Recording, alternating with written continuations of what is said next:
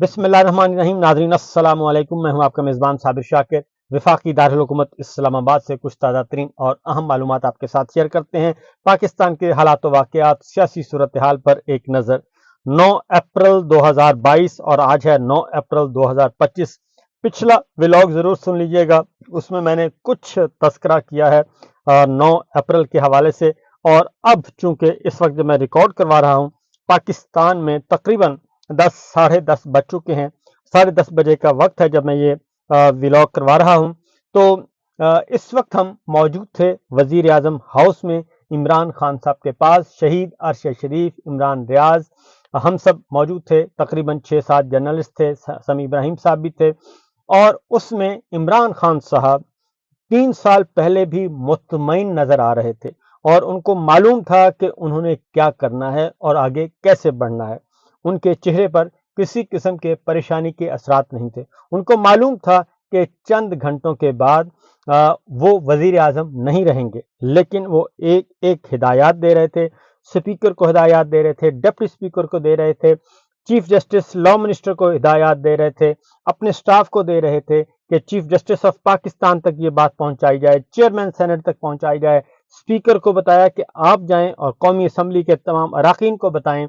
और chairman senate को ये लेटर पहुंचाया जाए, सेनेटर्स को बताया जाए कि किस तरीके से रजीम चेंज ऑपरेशन कर रहे हैं जनरल बाजवा साहब। वो एक एक चीज से वो बहुत क्लियर थे। अदालतें खुल चुकी थीं और हम उनको बता रहे थे कि आप इतने पुरसकून हैं, लेकिन बाहर कैदियों की वैन मौजूद है और पार्लियामेंट हाउस में कैदियों की वैन पहुंच चुकी है। धमकियां दी जा रही हैं स्पीकर को, डिप्टी स्पीकर को, और जल्दी जल्दी कहा जा रहा है कि इसको वाइंड अप करें। इमरान खान साहब ने हिदायत दी थी कि हम बिल्कुल वाइंड अप करेंगे इस तहरीक अदम एतमाद को, लेकिन पूरी बहस करवाएंगे, 3 दिन बहस करवाएंगे और 3 दिन के बाद जब हर चीज आशिकार कर देंगे और साइफर के एक एक लाइन के बारे में हम बताएंगे कि ये साइफर आया है, इसके पीछे कौन है, इसके पीछे जनरल बाजवा का क्या किरदार है, इसके पीछे फलां का क्या किरदार है, ये सब कुछ हम कौमी असम्बली में जेर बहस लाएंगे। और जब तमाम हकायक आशिकार कर देंगे, सबको बता देंगे, उसके बाद इस पे गिनती करवाएंगे। उन्होंने कहा कि मुझे मालूम है कि मैंने जाना है, मुझे कोई परवाह नहीं, मैं जाऊंगा, लेकिन कौम को बताकर जाऊंगा। और फिर यही हुआ। लेकिन चूंकि बहुत ज्यादा प्रेशर था और यही मोहरे जो इस वक्त हैं, एस्टेब्लिशमेंट के कुछ मोहरे ये मौजूद थे और उन मोहरों को अभी तक तब्दील नहीं किया गया। और वही मोहरे जो हैं वो अदालतें भी खुलवा रहे थे और वो चीफ जस्टिस को भी कॉल कर रहे थे, वो chief justice Islamabad high court को भी कॉल कर रहे थे। ये सब कुछ हो रहा था और हम वजीर आजम हाउस में मौजूद थे और हम देख रहे थे और बाहर खबरें चल रही थी कि इमरान खान साहब का गिरेबान पकड़ लिया, किसी ने थप्पड़ मार दिया, बीबीसी को एक स्टोरी गलत फीड की गई। इनका ख्याल था कि शायद हम इस तरीके से, जनरल बाजवा का ख्याल था कि शायद हम इस तरीके से हम अपनी जो कुव्वत है वो जाहिर कर सकेंगे, लेकिन ऐसा नहीं हो सका और इमरान खान अंदर पुरसकून अंदाज में मौजूद थे। और हमने उस रात ये भी देखा कि कुछ वजीर जो हैं, एक दो वजीर, मुखबर वजीर जो हैं, वो भी एक एक लम्हे की रिपोर्ट ऊपर कर रहे थे। और जब हम आके बैठे, मैं और शहीद अरशद शरीफ और डॉक्टर मोहित थे, डॉक्टर मोहित पहले निकल गए थे, हम इमरान रियाज भी थे। जब हम बैठे वहाँ पे जो मिलिट्री ऑफिसर्स हैं, मिलिट्री सेक्रेटरी और जो डिप्टी मिलिट्री सेक्रेटरी, उनके ऑफिस में बैठे थे, तो वहां पे वो बार बार एक बात कर रहे थे, उठ के जाते थे और कान लगा के सुनते थे और इधर से देखते थे और हमसे पूछते थे कि आप ये बताएं कि आर्मी चीफ को सैक तो नहीं किया जा रहा, क्योंकि हमारा मसला है, हमने इन्फॉर्म करना है फौरी तौर पे। तो इमरान खान साहब ने कहा कि बिल्कुल ऐसा नहीं है,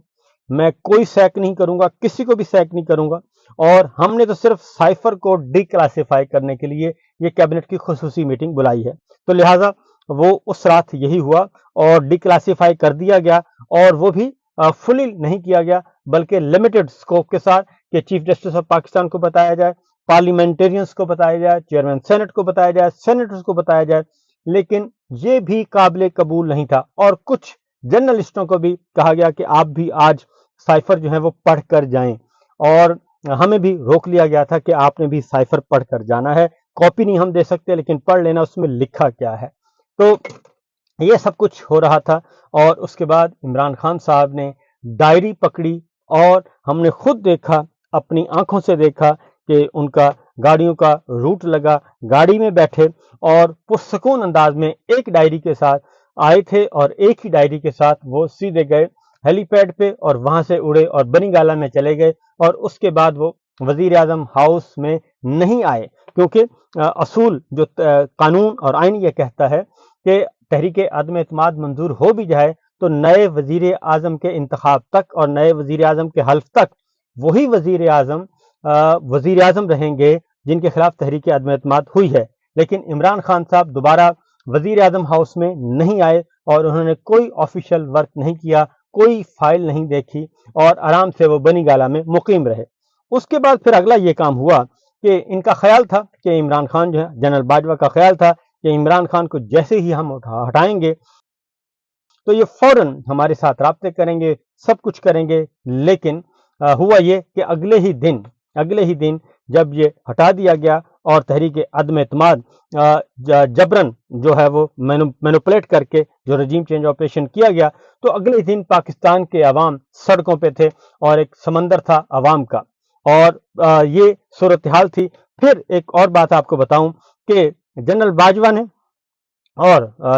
نے اپروچ کیا عمران خان کو کہ ہم آپ کو ایک فیئر ویل کھانا دینا چاہتے ہیں، لیکن عمران خان نے وہ کھانا بھی ریجیکٹ کر دیا، اور انہوں نے کہا کہ آپ ایک طرف آپ نکال رہے ہیں سازش کر کے، اور دوسری طرف آپ یہ کہہ رہے ہیں کہ میں آپ کا کھانا کھاؤں۔ اور پھر ایئر چیف، نیول چیف، تینوں مسلح افواج کے جو چیف تھے وہ انہوں نے یہ کام کرنے کی کوشش کی، لیکن عمران خان صاحب نے یہ ریجیکٹ کر دیا۔ وہ دن گیا اور آج کا دن آ گیا ہے جناب، 3 سال ہو گئے، اور پاکستان جو ہے ابھی تک پاکستان ان کے کنٹرول میں نہیں ہے، پاکستان کے عوام ان کے کنٹرول میں نہیں ہے، اور پاکستان کے عوام یہ فیصلہ کر چکے ہیں، اور اس سارے نظام کو 3 سالوں میں عمران خان صاحب نے ننگا کر کے رکھ دیا ہے، اور پاکستان کے عوام یہ جان چکے ہیں کہ یہ سارا کھیل تماشا کیا تھا۔ تو یہ تو ایک رجیم چینج آپریشن کی ایک ہلکی سی کہانی ہے، اور اس کے بعد آپ نے دیکھا کہ وہ پھر جو ایک ظلم و ستم کی داستان ہے وہ اس وقت سے چل کے آج تک چل رہی ہے۔ اب آتے ہیں ذرا تازہ ترین رجیم چینج آپریشن۔ آج پھر وہی بات ہے کہ اس وقت پریزیڈنٹ بائیڈن تھے، رجیم چینج آپریشن کرنے والے آج تمام کردار جو ہیں وہ موجود نہیں ہیں، خواہ وہ امریکہ میں خواہ وہ پاکستان میں۔ جنرل باجوہ جا چکے ہیں، اور general D G ISI general Nadeem جا چکے ہیں۔ اس کے بعد آپ امریکہ میں چلے جائیں، امریکہ میں بھی پوری کی پوری لاٹ جا چکی ہے۔ رجیم چینج آپریشن کرنے والوں کا پاکستان کے عوام نے رجیم چینج کر دیا ہے، اور اس وقت پاکستان میں جعلی حکمران جو ہیں وہ 8 فروری 2024 کے الیکشن چوری کے مینڈیٹ کے وہ مسلط ہیں۔ اب آتے ہیں یہ جو الیکشن چوری کیا گیا اس کا خمیازہ کس کو بھگتنا پڑا؟ اس کا خمیازہ پاکستان کو بھگتنا پڑا، اور اس وقت بھی عمران خان صاحب نے کہا تھا کہ پاکستان کی سلامتی کو اور پاکستان کی خود مختاری کو اس طرح مت بیچیں، اور کسی کے کہنے پر ایک سائفر آپ کے پاس آ گیا ہے، کسی کے کہنے پر یہاں رجیم چینج مت کریں۔ لیکن اس وقت کا الیکشن کمیشن اور آج کا الیکشن کمیشن وہی سیم اقدامات کر رہا ہے، اور آج الیکشن کمیشن آف پاکستان نے استدعا کی ہے کہ اوورسیز پاکستانیوں کو جو ووٹ کا حق ہے وہ نہ دیا جائے، اور جو اپیل اوورسیز پاکستانیوں نے پٹیشن فائل کی ہوئی ہے اس کو خارج کر دیا جائے۔ ہم اوورسیز پاکستانیوں کو ووٹ کا حق نہیں دینا چاہتے، لیکن اوورسیز پاکستانیوں کو امریکہ سے بلوایا جاتا ہے، برطانیہ سے بلوایا جاتا ہے، یورپ سے بلوایا جاتا ہے، اور کہا جاتا ہے کہ جناب آئیں اور آ کے ہمارا مسئلہ حل کروائیں، عمران خان صاحب سے صلح کروائیں، ہمارے مذاکرات کروائیں، اور کوئی نہ کوئی راستہ نکالیں، لیکن اوورسیز پاکستانیوں کو ووٹ کا حق نہیں دیا جاتا۔ اب اگلا اس وقت پاکستان میں جو امریکن ڈیلیگیشن ہے وہ آ چکا ہے، اور وہ ملاقاتیں کر رہا ہے۔ کس کے ساتھ ملاقاتیں کر رہا ہے؟ وہ ملاقاتیں کر رہا ہے نقوی سرکار کے ساتھ، اور پنڈی سرکار کے ساتھ، اور وزیر اعظم جو فارم 47 کے ہیں ان کے ساتھ مذاکرات کر رہا ہے، اور ان کے لیے اور پریزیڈنٹ ٹرمپ جو ہیں وہ ادھر کہہ رہے ہیں کہ جیسے ہی میں نے یہ ٹیرف والا کام کیا ہے اس کے بعد بڑے بڑے ملکوں کی چیخیں نکل گئی ہیں، اور وہ سب کہہ رہے ہیں کہ جناب جو چاہیں گے ہم آپ کو کرنے کے لیے تیار ہیں، बस हम पे नजर करम करें। और यही बात पाकिस्तान के नाजायज हुक्मरान जो हैं वो अमेरिका सरकार को कह रहे हैं, ट्रंप सरकार को कह रहे हैं कि जनाब हम आपके लिए सब कुछ करने के लिए तैयार हैं, बस आप पाकिस्तान से ये जो बिल आ रहा है पाकिस्तान डेमोक्रेसी एक्ट उसको ज़रा डेफर कर दें, और इमरान खान साहब जमहूरियत, बुनियादी इंसानी हकूक, रूल ऑफ लॉ, इससे हमारी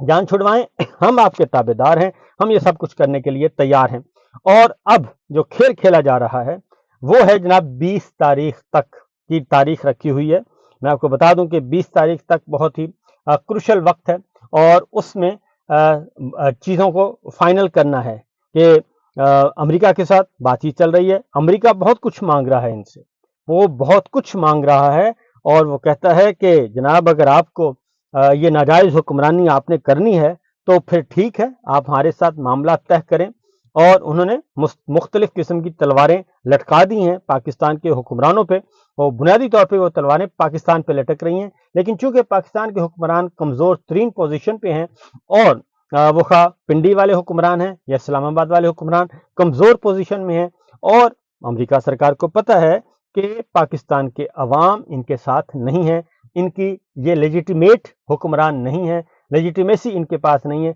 वो सब कुछ जानते हैं। इसलिए जनाब ये सारा कुछ हो रहा है, और वो डिमांड्स कर रहे हैं, और डिमांड्स जो हैं वो बड़ी औखी डिमांड्स कर रहे हैं। वो आपसे मादनियात मांग रहे हैं, आपसे मादनी जो ज़ख़ीरे हैं आपके वो मांग रहे हैं, आपके माल दौलत मांग रहे हैं। और वो सिर्फ माल दौलत नहीं मांग रहे, बल्कि वो इसकी आड़ में वो बुनियादी तौर पे वो मौजूद होंगे। और अगर आप यूं कहें कि एक अंडर कवर आपसे फौजी अड्डे मांग रहे हैं तो ये गलत नहीं होगा, क्योंकि वजह यह है कि जब आप उनको माइंस देंगे, जब आप उनको मादनी और ज़ेर ज़मीन ज़खायर और ज़ेर ज़मीन ख़जाने देंगे और उनके साथ मामला तय करेंगे, तो इसका मतलब है वो खुद आएंगे और आके यहाँ बैठेंगे, क्योंकि इस वक्त उनको यहाँ पे ज़रूरत है फ़ौजी अड्डों की। और फ़ौजी अड्डे आप अंडर कवर दें या फिर बराह रास्त तो दिए नहीं जा सकते, अंडर कवर दिए जा सकते हैं, क्योंकि एक तरफ वो कहते हैं कि आपने चाइना को वेलकम किया है, तो चाइना जनाब बिल्कुल ठीक है, चाइना को वेलकम किया है तो ठीक है, चाइना के साथ चलें, लेकिन आप हमें भी दें। तो ये सारा कुछ चल रहा है, और 20 तारीख तक ये सारे मामला जो हैं वो फाइनल होने हैं। और अमरीकी वफद जो आया हुआ है उसका बुनियादी नुक्ता यही है कि जनाब बताएं कि सौदेबाजी करते हैं, और ये ज़ाहिर है ये अपना पैकेज करेंगे ऑफर, और पैकेज पसंद आएगा तो ठीक है, अदरवाइज मुझे लगता यही है कि वो इनसे भी सारे मामला तय करेंगे और फिर वो वापस आएंगे और मुशर्रफ साहब की तरह इनको भी फारिग करेंगे। और ज़ाहिर है उनको मालूम है कि हम जितना भी सपोर्ट कर लें, पाकिस्तान के अवाम इनके साथ नहीं है। इसीलिए जो मिनरल्स का मामला है वो ज़ाहिर है सूबों की मलकियत है। अब जो मिनरल्स का बिल है वो एक हैरत अंगेज़ तौर पे मादनियात का बिल सूबों को कहाँ से भेजा गया है? नकवी सरकार की तरफ से भेजा गया है, और नकवी सरकार की तरफ से ये कहा गया है कि जनाब इसको आप फाइनल करें। और बाकी तीनों सूबे कश्मीर, गिलगित बल्तिस्तान सारे बिल्कुल तैयार हैं, सिर्फ खैबर पख्तूनख्वा में वो मुअख्खर है और उसका जायजा लिया जा रहा है। सलमान अकरम राजा साहब ने क्या कहा, जरा सुनिए। जिस तरीके से कानून तमाम सूबों को भेजा गया कि इतने दिनों में अपनी अपनी असम्बलियों से इसको पास कराओ, ये तरीका नहीं है एक वफाकी मुमलिकत में कानून साजी का कि डिक्टेशन भेजी जाए सूबाई असम्बलियों को। हम उस कानून को बगौर देखना चाहते हैं, एक ज़ख़ीम किस्म का कानून है जिससे सूबे की जो मादनी दौलत है उसका फ़ैसला होना है कि किस तरह वो उसके हवाले से हुकूक दिए जाएंगे, गैर मुल्की कंपनियों को, मुल्की कंपनियों का क्या उसमें रोल होगा, सूबे को क्या मिलेगा, उसमें जमहूरी अमल का किस हद तक अमल दखल होगा, क्या काबीना का कोई रोल होगा, असेंबली का कोई रोल होगा। तो जिस तरह से ये कानून साजी का मुतालबा किया गया है वो सरासर वफाक की जो रूह है उसके मुनाफी है। सर, ये मेरी इत्तला के मुताबिक ये कानून का मुसवदा आपकी लीगल कमेटी को भी भेजा गया है, और क्यों ऐसा लग रहा है कि केपी गवर्नमेंट जो है वो बज़िद नजर आ रही है इसको अप्रूव करने के हवाले से? नहीं, लीगल कमेटी को नहीं भेजा गया, ये सूबाई हुकूमत को भेजा गया है, और सूबाई हुकूमत को हुक्म दिया गया है कि इसको इतने दिनों में पास कराओ। ہم دیکھیں گے کہ اس حکم پہ کیا عمل ہوتا ہے اور کس طریقے سے ہوتا ہے اور کب ہوتا ہے یا نہیں ہوتا۔ تو جناب یہ ہے منرلز کا معاملہ، معدنی ذخائر کا، یہ سونے کے ذخائر ہیں، سب کچھ ہیں، یہ اس چیز کا معاملہ ہے۔ اب آگے آپ کو ایک دو خبریں امریکہ کے حوالے سے، کیونکہ پاکستان پر جو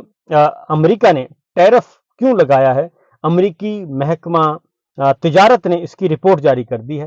اور اس رپورٹ میں یہ کہا گیا ہے جس میں کہ کیوں کرائے سوشل میڈیا پلیٹ فارمز کی بندش، انٹرنیٹ کی بندش، رشوت ستانی، کرپشن، انشورنس کے ایشوز شامل ہیں۔ اور رپورٹ میں کہا گیا ہے کہ پاکستان کے اکثر و بیشتر انٹرنیٹ سروس بند کرتا ہے پاکستان، اور پیکا آرڈیننس کے ذریعے سوشل میڈیا پلیٹ فارمز پر بندش لگاتا ہے، جس کی وجوہات وہ کبھی توہین آمیز مواد، کبھی غیر اخلاقی مواد اور کبھی نیشنل سیکورٹی متاثر ہونا بیان کرتا ہے۔ اور ایک ہی جو ہے ایک ای سیفٹی بل، ڈیجیٹل رائٹس پروٹیکشن اتھارٹی اور نیشنل سینٹر برائے سائبر انویسٹیگیشن کے ذریعے on line post per financial اور کرمنل جرمانے بڑھائے جا سکتے ہیں۔ اور اس رپورٹ میں کہا گیا ہے کہ پاکستان نے احتجاجی مظاہروں، ممکنہ خطروں کا جواز بنا کر متعدد مرتبہ موبائل ڈیٹا اور کچھ آن لائن سروسز بڑے شہروں میں بند کیا، اور اس کے ساتھ ساتھ موبائل ڈیٹا یا آن لائن سروس کی بندش آزاد اور کھلی انٹرنیٹ کو نقصان پہنچاتی ہے اور ڈیجیٹل معیشت میں تجارت کو محدود کرتی ہے، کیونکہ معلومات اور خدمات تک رسائی کو روکا جاتا ہے اور تجارتی آپریشن میں خلل پڑتا ہے۔ اس لیے یہ پاکستان اس وجہ سے یہ آیا ہے جناب، ٹیرف کی زد میں آیا ہے، اور پاکستان پر جو پابندیاں عائد کی گئی ہیں وہ اس لیے آیا ہے۔ اور امریکہ ان واقعات کے امریکی تجارت اور سرمایہ کاری پر اثرات بشمول خدمات کی برآمدات کا جائزہ لینے کا سلسلہ جاری رکھے ہوئے ہے۔ اور اس کے ساتھ ساتھ انہوں نے کہا جی پاکستان پر 29% ٹیرف کے نفاذ کے بعد ملکی برآمدات کو شدید خطرات لاحق ہو گئے ہیں۔ یہ پاکستان کی اپنی رپورٹ ہے، اور رپورٹ ہم نے پابندیاں یہ خود لگوائی ہیں، ہم نے اپنی حرکتوں کی وجہ سے، ہمارے ناجائز حکمرانوں نے اپنی حرکتوں کی وجہ سے غیر جمہوری، غیر آئینی، غیر قانونی اور غیر انسانی رویہ جو پاکستان کے عوام کے ساتھ رکھا گیا، اس وجہ سے یہ ہے۔ اور اس کا نقصان کتنا ہوگا؟ اس کا نقصان ہے جی کہ گزشتہ مالی سال کے دوران پاک امریکہ تجارت کا حجم 7.3 ارب ڈالر تھا، اور امریکہ نے پاکستان سے 5.1 ارب ڈالر کی مصنوعات درآمد کی، اور پاکستان نے امریکہ سے 2 ارب ڈالر کی مالیات اشیاء درآمد کی۔ اور اب اس کے بعد جو نقصان ہوگا پاکستان کا، اس نئے ٹیرف سے پاکستان کی برآمدات میں 10 سے 15% تک کمی کا امکان ہے، اور اس صورتحال میں پاکستان کے لیے چاول، ٹیکسٹائل سمیت دیگر مصنوعات کے لیے متبادل عالمی مارکیٹوں کی تلاش ایک بڑا چیلنج بن سکتا ہے۔ یہ ہے جناب ہمارا ویژن 2024 کا، اور یہاں تک ہم پہنچ چکے ہیں، اور اس تباہی کے ذمہ دار ہمارے ملک کے ناجائز حکمران ہیں، جو سفر 9 اپریل 2022 کو شروع کیا بائیڈن انتظامیہ کے کہنے پر اور ڈونلڈ لو کے کہنے پر۔ آج وہ سارے کا سارا رجیم جا چکی ہے، اور ہم یہاں پہ موجود ہیں جناب۔ یہ ہے سچویشن، یہ ہے صورتحال۔ اس سے آپ اندازہ کر سکتے ہیں کہ ویژن 2024 نے اور ویژن 2022 اور پھر ویژن 2025 ہمیں کہاں تک لے کے جا چکا ہے۔ فی الوقت دیجیے اجازت، اللہ حافظ۔